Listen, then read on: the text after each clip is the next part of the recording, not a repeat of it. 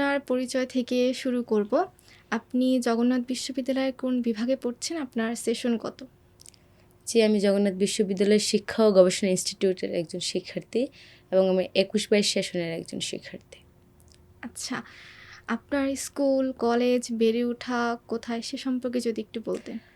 আমি হচ্ছে আমার জেলা মুন্সিগঞ্জ এবং শ্রীনগরে হচ্ছে আমার উপজেলা এবং আমার যে গ্রাম আছে সেই গ্রামের স্কুলেই প্রাইমারি স্কুলে আমি পড়াশোনা করেছি এবং শ্রীনগর সরকারি সুফিয়া এ হাই খান বালিকা উচ্চ বিদ্যালয়ে আমার পড়াশোনা।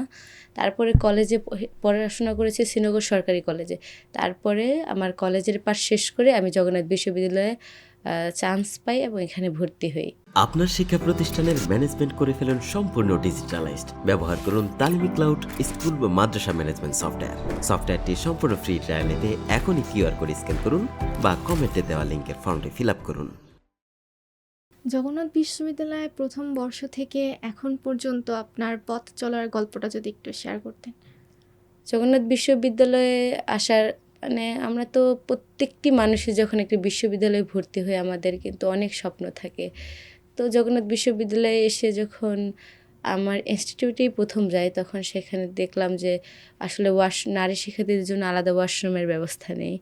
এটা মানে এটা একটা বিশ্ববিদ্যালয় কিন্তু এরকম আমাদের নারী শিক্ষার্থীদের জন্য বলি বা একটা যে সেপারেট একটা সেটিংস, একটা অবকাঠামো যেখানে শিক্ষার্থীরা নিরাপদ বোধ করবে, স্বাচ্ছন্দ্য বোধ করবে। তারপরে তো সে পড়াশোনার প্রতি আগ্রহ বোধ করবে এবং আপনারা জানেন বিগত সময়ে কিন্তু এগুলো তো অবকাঠামোগত সমস্যা জগন্নাথ বিশ্ববিদ্যালয়ে।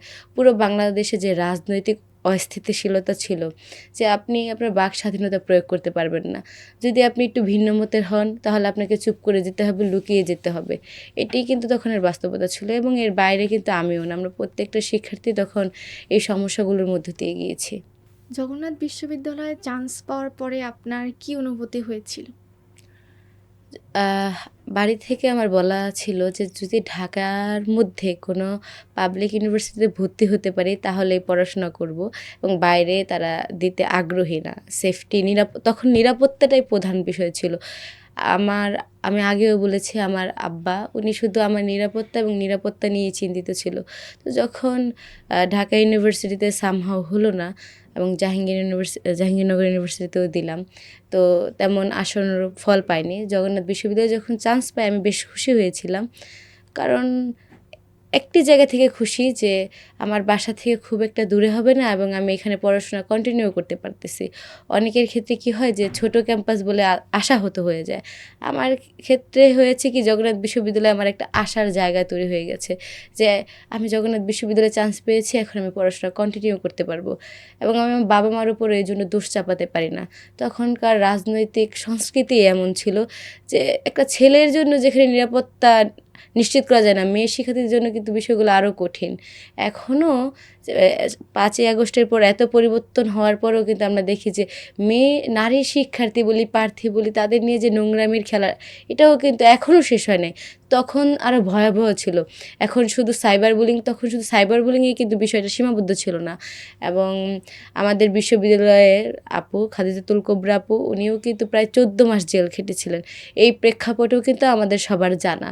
তো সেই জায়গা থেকে জগন্নাথ বিশ্ববিদ্যালয় আমার জন্য একটা আশার জায়গা ছিল এবং আসার পরপরই পরিস্থিতির কারণে সেই আশাটাও যেন নিভু নিভু হয়ে যাচ্ছিল।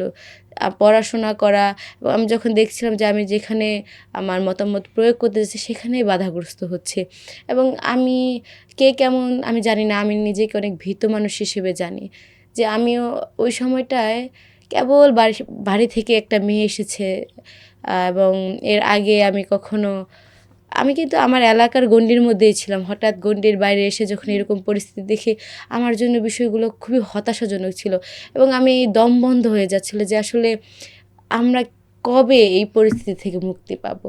তো সব মিলিয়ে একটা হতাশার জায়গা থাকলেও আমার জন্য আসলে জগন্নাথ বিশ্ববিদ্যালয় একটা আশার আলো হিসেবে আমার জীবনে আগমন ঘটেছিল। আপনি যোগসুর নির্বাচিত কার্যনির্বাহী সদস্য। তা আপনার যোগসুতে আসার কারণ কি? প্রথমত আম আমি হয়তো এখন পর্যন্ত কতটা রাজনীতি বুঝে উঠেছি এটা আমি নিজেও জানি না। কারণ আমি আসলে অতটা রাজনৈতিক না। আমি যতটুকু বুঝি সেটা হচ্ছে ইনসাফ এবং ইনসাফের জন্য লড়াই করতে হবে এবং আপনারা সবাই জানেন যে যকসু নির্বাচনের যখন আলাপ শুরু হয় তখনও কিন্তু আমাদের শহীদ শরীফ ওসমান হাদি ভাই উনি জীবিত ছিলেন। ওনার পরামর্শতে আমার যকসুতে আসা, এবং আমি ভাবছিলাম যে যে নোংরামি হয় প্রত্যেকটা শিক্ষার্থী সংসদ নির্বাচনে, এবং নারী যারা আছে তাদেরকেই টার্গেট করে নোংরামিগুলো হয়। এই নোংরামিগুলার মধ্যে আমি যাব না, আমি একজন প্রেশার গ্রুপ হিসেবে যে কালচারাল লড়াইটা আছে শুধু এই লড়াইটাই লড়বো, এটা আমার মধ্যে একটা প্রশ্ন ছিল তখন, এবং আমি এটা নিয়ে ভাবছিলাম। তখন শহীদ শরীফ ওসমান হাদি ভাই আমাকে পরামর্শ দিলেন যে সবসময় নিজের ঘরে থেকে ইনসাফ শুরু করতে হয়, তোমার ইনসাফের লড়াই বড়, কিন্তু তোমার জগন্নাথ বিশ্ববিদ্যালয়ে সেই ইনসাফের লড়াই দিয়ে তুমি শুরু করবা এবং সেটা অবাধ একটা বিস্তৃতি লাভ করবে একদিন। তো তার এই পরামর্শতে সেই ইনসাফ প্রতিষ্ঠার ইচ্ছায় জগন্নাথ বিশ্ববিদ্যালয়ের গণ্ডি থেকে যাতে আমি জাতীয় পর্যায়ে ইনসাফের আলাপ তুলে ধরতে পারি, সেই ইচ্ছা থেকে আসলে আমি যকসু নির্বাচনে অংশগ্রহণ করেছিলাম। আচ্ছা, আপনি তো শিবির সমর্থিত প্যানেল থেকে নির্বাচন করেছেন। তো শিবিরকে বেছে নেওয়ার কারণ কি? শিবির সমর্থিত প্যানেলকে বেছে নেওয়ার একটি প্রধান কারণ সেটি হচ্ছে, আমার মনে হয়েছে যে আমি যদি শিবির প্যানেলে যাই এবং আমি যদি নির্বাচিত হই এবং ভবিষ্যতে, আমি আশা করি ওনারা শিক্ষার্থীদের স্বার্থের বাইরে কোনো স্ট্যান্ড নেবে না, এটা আমার আশার জায়গা।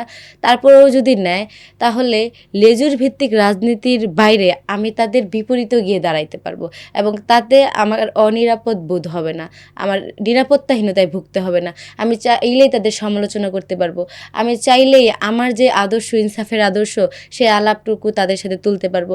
এবং আমি যেটা মনে করি শিক্ষার্থীদের স্বার্থে যে স্ট্যান্ডটা নেওয়া যায়, সেই স্ট্যান্ডে আমার উপর কোনো দলীয় প্রভাব বিস্তার করা হবে না।